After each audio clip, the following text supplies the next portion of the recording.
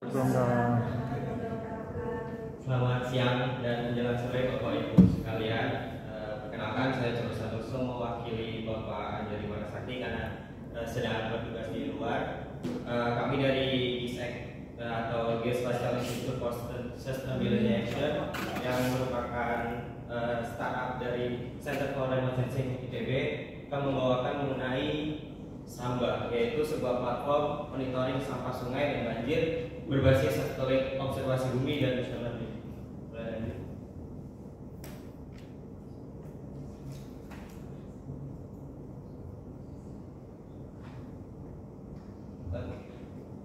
Mungkin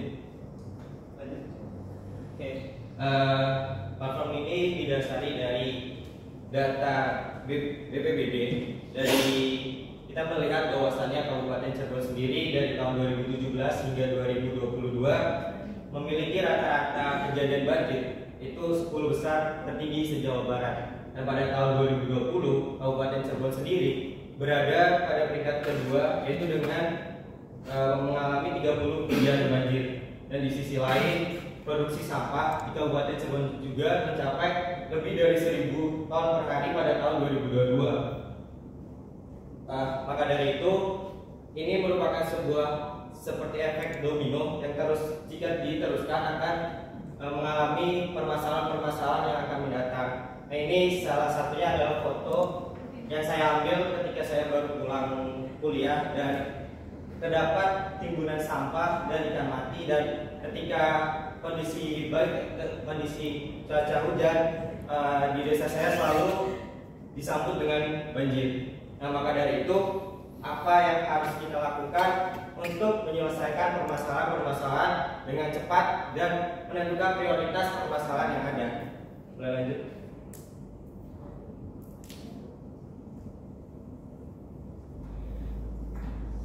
Nah, sebelum memulai ke tujuan dan sasaran, mungkin saya bakal menjelaskan mengenai data spasial yang akan membantu dan menunjang untuk mengidentifikasi timbunan sampah ataupun banjir. Nah, ini merupakan data model spasial yang bisa kita gunakan untuk menyelesaikan berbagai masalah-masalah yang ada di sekitar kita. Nah, ini terdapat dari 3 data yang kita bisa lihat. Data statistik itu bisa kita dapatkan secara langsung di open access atau BPS ataupun dari pihak pemerintah secara legal dengan mengajukan beberapa surat untuk meningkatkan akurasi secara lebih detail. Nah, untuk data vektor atau data poin dan lain ini kita bisa ambil secara studi lapangan menggunakan drone ataupun UAV untuk mendeteksi secara langsung di lapangan untuk mendapatkan data lebih aktualnya.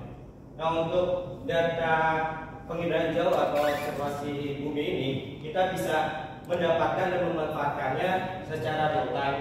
Karena ketika kita diintegrasikan semuanya dari data statistik, poin, dan remote sensing ini, kita dapat memecahkan beberapa masalah secara temporal, memiliki jangka jarak waktu yang berbeda. Lanjut. Nah, ini merupakan visualisasi bagaimana satelit ini bekerja. Ini ada beberapa perbedaan setiap satelit yang akan kita gunakan. Contohnya ini ada ketika Landsat 8 itu akan memfoto di lokasi yang sama itu 16 hari sekali. Jadi setiap 16 hari sekali. Nah, ini salah satunya Landsat. Tapi ada beberapa untuk satelit cuaca itu ada yang per 10 menit, ada yang bahkan ada yang, tapi kekurangan dari temporalnya mungkin bagus, tapi kekurangannya dari kualitas data yang bakal lebih lebar. Oke. Nah, karena sekarang udah di masa peralihan teknologi dan sebagainya, kita sudah sering mendengar mengenai geospatial artificial intelligence. Di sini juga kita mencoba mengcombine dari data-data yang tadi kayak disebutkan. Ini kita processing menggunakan metode AI atau machine learning yang sering kita dengar. Nah, ini bisa kita lihat ada gabungannya dari geospasial, imagery, dan AI. Dimana geospasial sendiri itu data-data yang bisa kita ambil secara langsung ke lapangan yang memiliki titik atau ruang, dan imagery yang kita bisa manfaatkan dari data satelit, dan AI yang sebagai processing kita bisa manfaatkan dan terjadilah bio-AI.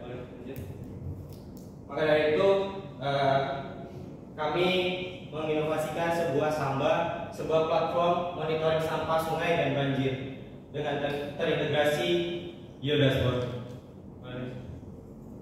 Nah, untuk tujuan dan sasaran sendiri itu, yang pertama itu untuk meningkatkan tata kelola lingkungan, kedua memudahkan aksesibilitas data, ketiga monitoring timbunan sampah dan banjir secara real time, dan ketiga dari tujuan 1, 2, 3 kita kemas menjadi manajemen lingkungan yang berbasiskan geodashboard untuk memantau lebih informatif dan lebih tepat guna.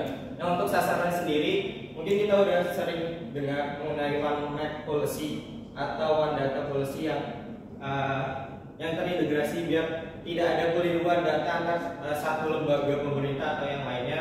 Terus untuk mendukung sebuah kebijakan yang lebih tepat guna menggunakan support data yang lebih informatif. Dan ketiga yaitu masyarakat umum, NGO dan akademisi dalam pemanfaatan data.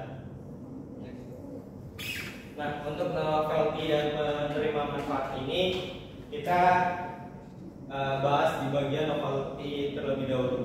Untuk remote sensing data ini mungkin kita agak unik karena data remote sensing ini diintegrasikan di bagian sungai untuk identifikasi timbunan sampah plastik. Lalu untuk mengemas data-data yang real time dan itu memerlukan sebuah kapasitas yang besar, sehingga kami menggunakan big data dan secara komputasi awan. Yang kita gunakan yaitu Google Earth Engine, dan machine learning ini memudahkan untuk tingkat akurasi yang lebih presisi lagi dan memiliki berdasarkan data histori yang sudah ada, dan kita kita integrasikan dalam sebuah platform API secara real time untuk memberikan informasi yang lebih informatif dan visualisasi yang lebih baik lagi. Nah, untuk penerima manfaatnya ini tentu untuk pemerintah untuk mendukung beberapa pengambilan kebijakan untuk menentukan prioritas. Nanti kita bahas di bagian fitur-fitur dari platform tersebut. Lalu akademisi ini tentunya untuk bisa mendukung riset-riset ataupun data in situ dan ex situ secara berkala. Lalu komunitas, mungkin Bapak Ibu sudah mengetahui tentang Pandawara Group yang mengenai sampah di sungai di pesisir. Itu platform ini juga bisa membantu komunitas lokal untuk menentukan lokasi prioritas daerah mana yang harus dibersihkan. Bukan hanya kita asal datang ke lokasi, tetapi kita bisa mendukung bahwasannya ada support data yang bisa kita berikan kepada masyarakat sekitar. Nah, ini dari 3 slide yang seharusnya digabung menjadi satu, yaitu proses bisnis, sistem, dan perubahan.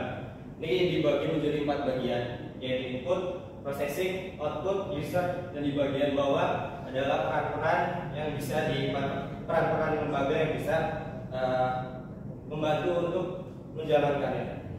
Yang pertama itu untuk input, kita ada 3 input, yaitu remote sensing data, tentunya dari data satelit, lalu data lapangan. Ini kita bisa melakukan menggunakan drone ataupun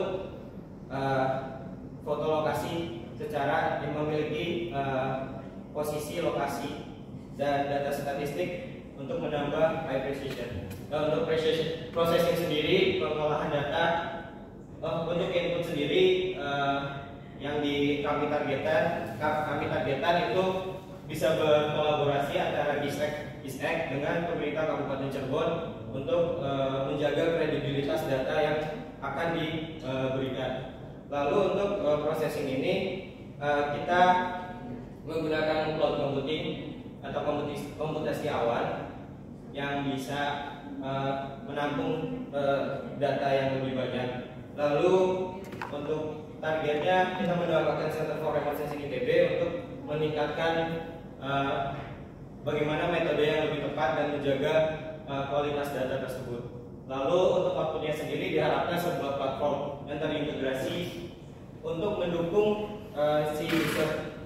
Nah, kenapa di sini ada suatu panah terbalik? Karena ini memerlukan partisipasi dari masyarakat juga untuk memberikan laporan-laporan yang lebih terintegrasi. Seperti semisalnya kita memiliki timbunan sampah, kita foto dan langsung terintegrasi dalam sebuah platform dan diprosesing untuk menjadi data history. Untuk data history ini akan dikelola lagi untuk menjadi hasil yang lebih akurat. Nah, untuk perubahan yang diharapkan yaitu lembaga pemerintah dan khususnya Kabupaten Cirebon ini memiliki real time dashboard secara real time yang bisa diakses kapan aja dan bisa memberikan informasi sampai berkelanjutan. Terus untuk mendukung adanya perubahan yang mungkin jika ada kesempatan untuk berkolaborasi di Kabupaten Cirebon sendiri, ini bisa mendukung visi dari pemerintah juga yang 3 government mengenai one data dan one web policy itu dan mengenai aksesibilitas data. Nah, untuk kondisi pengembangan ini tentunya kita menentukan milestone yang lebih ekspansi lagi untuk meningkatkan kualitas data. Yang pertama itu untuk Oktober dan Januari, ketika kami diberikan kesempatan untuk berkolaborasi menyempurnakan platform ini, kami akan mungkin berkirim surat dengan Bapak Litbang daerah atau yang lainnya untuk apa aja yang sebenarnya bisa di-cover oleh permasalahan-permasalahan menggunakan pendekatan geospasial ini dan terintegrasikan di dashboard tersebut. Dan untuk Januari hingga Maret sendiri dilakukan uji coba platform, dan bulan Maret 2024 hingga Mei 2025 ini melakukan ekspansi di bidang pembangunan berkelanjutan yang lainnya seperti pertanian, konservasi dan sebagainya. Dan untuk Mei dan kedepannya akan melakukan koordinasi apa yang harus dikembangkan juga. Nah, untuk fitur unggulan ini ada 5, yaitu real time monitoring tentunya, dan adanya otomatisasi analisis data. Jadi nanti kita lihat berbasis AI dan integrasi pelaporan dan visualisasi, dan adanya heat map prioritas. Bisa di-play?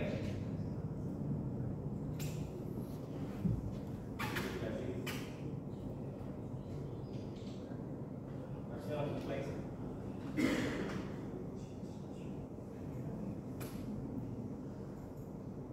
Di back dulu aja.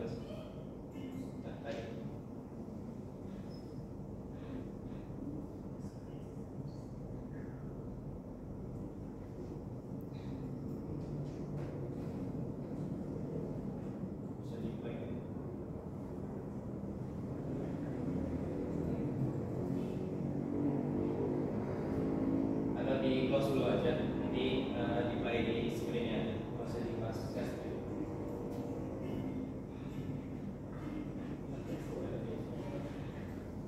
Oke, ya. Back di yang tadi, yang sebelumnya. Nah, ini sebenarnya harusnya bisa gerak Bapak Ibu untuk mengenai demo mengenai si platform ini. Jadi ini nanti kita bisa lihat juga di slide selanjutnya, itu bisa kita search dari lokasi yang mau kita inginkan. Lalu untuk yang select start dan pemilihan data itu kita bisa memilih rentang tanggal yang kita mau. Lalu untuk fiturnya sendiri sebenarnya ada 2, plastik index dan perubahan di daerah itu signifikan atau enggak. Nah, terus ada otomasi analisis yang di bawah time series chart itu, harusnya kita ketika ngeklik suatu lokasi itu ada suatu grafik yang memberikan informasi daerah tersebut timbunan sampah itu naik atau turun. Itu langsung terotomatisasi memberikan informasi tersebut. Nah, ini salah satu demo untuk yang flood management untuk banjir. Ini kita bisa search tadi lokasi.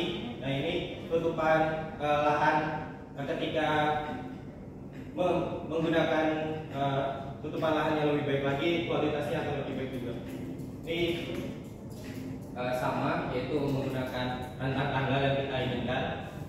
Terus data-datanya bisa kita pilih, yaitu ada tutupan lahan, perubahan dari vegetasi, tutupan vegetasinya, terusan indeks kekeringan, bahkan indeks air sama bare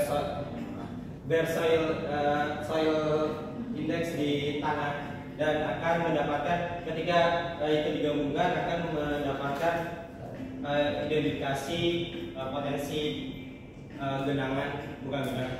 potensi kerentanan banjir tersebut. Nah, nanti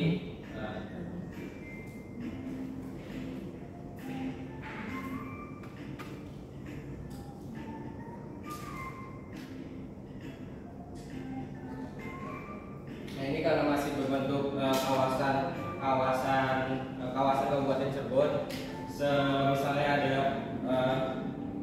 tindak lanjut lagi, kami mengharapkan sudah dalam bentuk rumah. Nanti dalam slide selanjutnya bakalan ada contoh tersebut. Nah, ini ada bentuk dari time seriesnya, dari daerah waktu daerah tersebut memiliki indeks air berapa banyak, apakah naik atau turun, itu kita bisa lihat dalam daerah waktu tersebut. Nah, untuk yang heat map priority ini menggunakan survey 123, yang langsung ketika kita memfoto suatu lokasi tersebut akan langsung terintegrasi ke dalam suatu platform dan akan memberikan informasi ya seperti ID, foto, dan tempat terjadinya banjir atau tumpukan sampah. Dan itu juga ada grafik per bulan bagaimana kondisi di daerah tersebut, banjirnya atau timbunan sampahnya, dan bisa diakses juga jumlah pelaporan sedang diproses atau kasus sudah selesai. Next. Nah, untuk teknologi yang kami gunakan sudah terpublikasi di jurnal internasional, yaitu Environmental Technology Innovation. Nah, mungkin yang tadi saya katakan, untuk ketika ada tindak lanjut lagi, kami harapkan bisa dalam bentuk bentuk kotak-kotak rumah tersebut. Nah, ini kita aplikasikan di Kota Bandung. Lanjut. Dan ini untuk algoritma tentang identifikasi sampah plastik yang terpublikasi juga di jurnal internasional. Kita bisa melihat deret waktu juga per bulan, bahkan ada yang per harian. Mungkin jika ada yang mau didiskusikan lebih lanjut,